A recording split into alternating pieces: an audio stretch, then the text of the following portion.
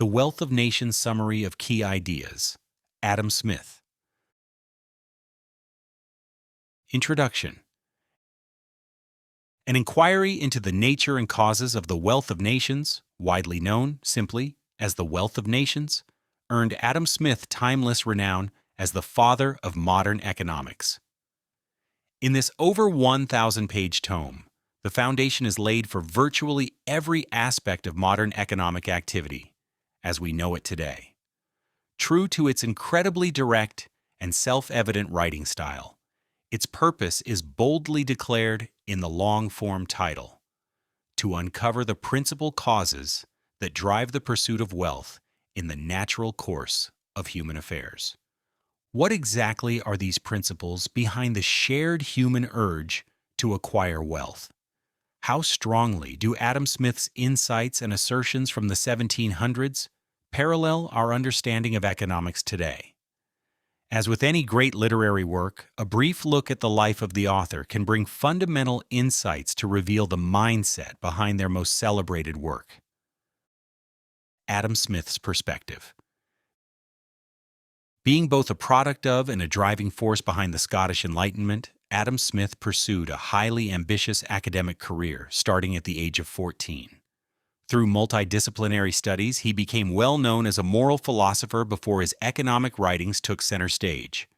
In the context of his life's work, The Wealth of Nations serves as an important individual component of a deeply cohesive lifelong effort in learning and teaching the larger historical framework of humankind. Much is made of Adam Smith's emphasis on the self-driven underpinnings behind most, if not all, major economic pursuits. Counterintuitive though it may seem today, it's helpful to frame his incredibly dimensional beliefs about self-determination with this quote from his earlier moral writings: "How selfish soever man may be supposed, there are some principles in his nature, which interest him in the fortune of others, and render their happiness necessary to him." It's clear that the intrinsic value of happiness at any scale was something of a unifying theme in Smith's work, especially when compared with this similar moral maxim from The Wealth of Nations: "No society can surely be flourishing and happy of which by far the greater part of the numbers are poor and miserable." Story shot number 1. Radically specialize your labors. As though conscious of its tendency to demonstrate points just as they are made, the style of The Wealth of Nations establishes its specialty for bold, self-evident prose, right where it all begins.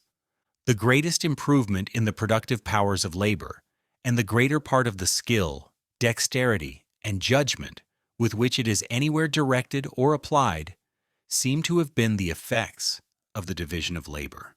This primary teaching is to place a premium on improving the quality and production of one's work as a specialized and unique component of the social fabric. While emphasizing this foundational principle variously throughout the book, it is almost just as quickly leveled back down to basic, natural forces, more attributable to experiential pressures than to vague or otherworldly inner wisdom. This division of labor, from which so many advantages are derived, is not originally the effect of any human wisdom. It is necessary, though the very slow and gradual consequence of a certain propensity in human nature which has in view no such extensive utility. Here its life circumstances over any kind of shining ambition, that at once anomalistically, but with no less dignity, drive people to begin collaborating and stratifying their mutual specializations in the most mutually beneficial ways. In this light, our most foundational lesson almost steers into an exposition on the natural basis of contract law. But even more quickly, such pretense is explicitly denied. Instead, the phenomenon is described as people driven to collaborate due to the accidental concurrence of their passions. It could be said that the underlying philosophy is that there is a little to no inherent contradiction between the genuine pursuit of one's aims and pursuing that which is good for one's peers. To complete this dynamic, the text invokes a kind of self-interested empathy as indulgent in its self-restraint as it is accommodating of the other's selfishness. We address ourselves, not to their humanity, but their self-love, and never talk to them of our necessities, but their advantages. In wanting more from others, this lesson comes just short of prodding the reader to become fully capable of the very worth that they would externally seek. Story shot number 2. Facilitate labor properly and efficiently. In considering human labor, the specialization of labor, or worker dexterity, described above is included alongside two other factors which, when all three are taken together, greatly increase the volume of productive labor. Altogether, these factors are: increase the dexterity and skill of laborers, guard that time so easily lost when transitioning between tasks, harness the power of available machinery. To put it crudely, working harder only goes so far, and the maximum expansion of wealth requires reducing distractions from your specialty and leveraging all available equipment to multiply your effort. Ease of efficiency is another essential. In the first 2 points combined, we are encouraged to look at the human body and the mind, which directs it as something of the prime instrument that labor is performed. To modern minds, it's easy to fit what is described here with the ultra-trim processes behind modern-day assembly lines. Yet this is a process of freely organized effort, both individually and within dedicated specialized groups. Improving one's dexterity and reducing all seemingly small, but ultimately flow-crushing hesitancies go hand in hand to maximize the use of one's body and mind for the greatest efficiency. In the third factor, we reach an escalation of the original principle, specialize your labor, which expands to include those means which lie beyond the self. The reader is encouraged, if not required, to continually seek mechanistic ways to accomplish the same task more easily, quickly, and skillfully by orders of magnitude higher, using whatever machine-assisted methods are possible. Story shot number 3, perpetuate market value by increasing the rate of exchange. In contemplating the market in which labor is divided, that division of work has a self-perpetuating value that perpetuates itself through the power of exchange. This encourages a healthy respect for the natural force a market can exert. These natural forces are likened very literally to the natural forces of the physical environment, which, when harnessed wisely, create new forms of labor and an immense boost in trade. It is interesting how thoroughly geographical or even biological market forces are described in The Wealth of the Nations. Even as a simple matter of arithmetic, these natural market forces can be demonstrated to the same effect. 6 or 8 men, by the help of water carriage, can carry and bring back in the same time the same quantity of goods between London and Edinburgh, as 50 broad-wheeled wagons, attended by 100 men and drawn by 400 horses. In the text, these and many other calculations are enumerated at length to show the tremendous amplification possible with a well-utilized natural environment, technology, or market. Better yet, the three combined. Note, too, the ultra-specialization and mechanically powered work inherent to the water carriage operators, whose labor value in the market has become equivalent to the value of 100 men, 400 horses, and all the equipment they use. Heed market forces, and respect at once their capacities for expanding and limiting labor. But just the same, don't be afraid to step outside the one you're in if it is not expanding the trade you are most fit for. Story shot number 4. Maintain a fixed standard of weights and measures. Lest the takeaways listed above seem even vaguely like the ivory tower musings of its time, it's worth noting that Adam Smith spent considerable time learning from the merchants who opened colonial trade to Scotland. According to the Encyclopaedia Britannica, Smith had undoubtedly acquired detailed information concerning trade and business, which gave a sense of the real world to the wealth of nations. So far, we have only an efficient assemblage of diligent cottage industries. What's missing is an equally efficient medium for exchanging value, money. As a butcher seldom carries his beef or his mutton to the baker, he realizes it is more natural and obvious to estimate value by the quantity of money, the commodity for which he immediately exchanges them. Here it's forewarned that any true specie of money can fluctuate in value just like any commodity, and its only purpose is to most closely approximate the value of labor. Labor is described as the ultimate and real standard by which the value of all commodities can be estimated and compared. Comparatively, money is only the nominal price of labor, which alone is the real price of things. You might practice this now by calculating the time and labor the desired items requires of you to obtain them, rather than attribute the item's value to nothing more than the list price. There are, as there always have been, multiple mediums of exchange. For that matter, in trying to sharpen the comparative value of different forms of money, Smith arrives at a sobering caution for future generations. In every country of the world, I believe the avarice and injustice of princes and sovereign states, abusing the confidence of their subjects, have by degrees diminished the real quantity of metal, which had been originally contained in their coins. The point above all is to provide a measurement by which those with disparate means of bartering can affix a universally understood price on the production of their labor. The Wealth of Nations clarifies the historical gravity of this seemingly dry topic by thoroughly explaining examples throughout history where labor became the nominal price of money by which all other things were measured. The proper role of money is the exact opposite. Story shot number 5. Resolve the price of your labor to what it entails. Every individual endeavor to employ his capital so that its produce may be of greatest value. Several factors effectively determine the value of any given labor, as follows. If one species of labor is more severe than another, then that superior hardship will be accounted for in its price. The fact that others won't want to do it naturally creates pressure for market buyers to either accept the higher price or go without the service. The esteemed one has in their talents will naturally incline them to value their labor according to the dexterity and ingenuity involved in it. The time and arduous effort spent acquiring these rare skills will be accounted for in labor costs once acquired.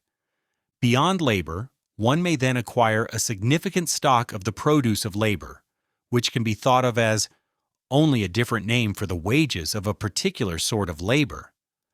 That sort of labor is the inspection and direction of valuable commodities, also known as capital. This type of value is regulated by different principles than labor itself, and its measure is by profits acquired through efforts that stock was invested in. Since the only kind of commodity that both can be controlled and cannot be taken from its place island, it is referred to as a peculiar form of commodity. Either way, control of this peculiar commodity results in yet another name for wages, the wages of rent. The wage of rent is paid for by those with capital stock because capital depends on land to apply stock and laborers for its profits. And if that stock is not employed on land, the stock owner controls, the one who does control that land can easily acquire rent from the stockholder or render the stock useless. However your labor is measured, it's necessary to resolve its true, inherent value by comparing it to the same value it can be exchanged for.